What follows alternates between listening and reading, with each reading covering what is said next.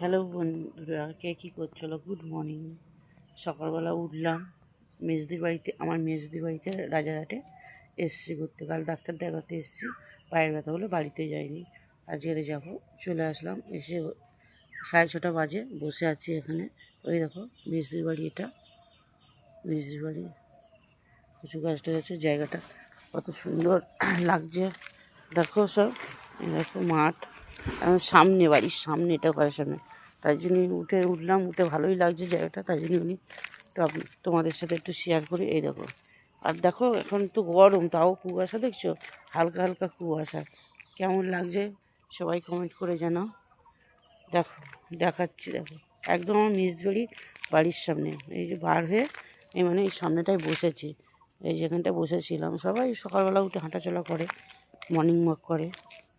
কেমন আছো বলো, টাটা, রাখলাম।